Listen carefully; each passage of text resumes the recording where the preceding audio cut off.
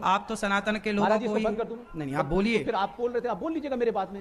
मैंने नहीं। लेकिन हमारे यहाँ कथा इस बात से तुलती है कि वो 5 करोड़ रुपया लेते। पंडाल में चल रही श्रीमद् भागवत कथा के दौरान एक अजनबी शख्स ने अचानक ऐसा सवाल दागा जिसने सभी को हिलाकर रख दिया। उसने महाराज अनिरुद्धाचार्य जी से कहा, अगर आपको भगवान की कथा करने का इतना ही शौक है तो इसे मुफ्त में क्यों नहीं करते? 5 करोड़ चार्ज करने वाले गुरु का हमें कोई आदर नहीं चाहिए। इनको कथा से कोई मतलब नहीं, इन्हें सिर्फ पैसा चाहिए। इस सवाल के बाद पंडाल में एक अजीब सा सन्नाटा छा गया। क्या महाराज जी के पास इस आरोप का कोई जवाब था? तो चलिए इस वीडियो को शुरू करते हैं, लेकिन आप लोग इस चैनल को सब्सक्राइब करके कमेंट में राधे राधे जरूर लिखें। पूज्य श्री महाराज अनिरुद्ध आचार्य जी हमेशा की तरह इस बार भी अपने गौरी गोपाल आश्रम के पंडाल में कथा सुना रहे थे।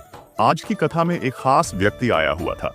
वह व्यक्ति जब माइक पर आया तो शुरुआत में महाराज जी की प्रशंसा करने लगा, लेकिन बीच में ही महाराज जी ने उसकी बात को काट दिया। यह बात उस व्यक्ति को बुरी लग गई, क्योंकि वह कोई साधारण व्यक्ति नहीं बल्कि शायद प्रभावशाली व्यक्ति लग रहा था। इसके बाद उस व्यक्ति ने मंच से कथावाचकों को मिलने वाली धनराशि पर सवाल उठाना शुरू कर दिया।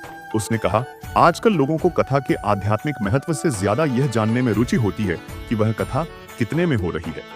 यह कथा 5 करोड़ में बिक रही है या 6 करोड़ में। ऐसे कथावाचकों की हमें कोई आवश्यकता नहीं है जो कथा करने के लिए इतनी भारी रकम लेते हैं। उस व्यक्ति का यह बयान सुनकर पंडाल में एक अजीब सा माहौल बन गया। महाराज जी ने तुरंत हस्तक्षेप करते हुए उससे पूछा, आप यह बात किसके लिए कह रहे हैं? नाम बताइए, ताकि पंडाल में बैठे लोग गलत फहमी में न पड़े। इस पर वह व्यक्ति बोला, मुझे किसी से कोई मतलब नहीं है, चाहे कोई 5 करोड़ ले या 10 करोड़।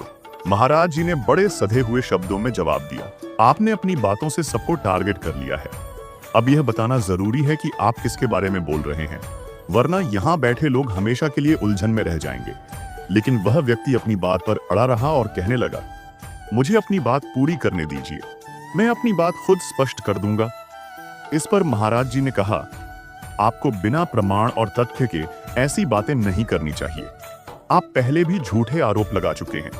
यदि आप कथावाचकों को सुनते ही नहीं हैं, तो उनके बारे में ऐसे बयान देने का अधिकार आपको नहीं है।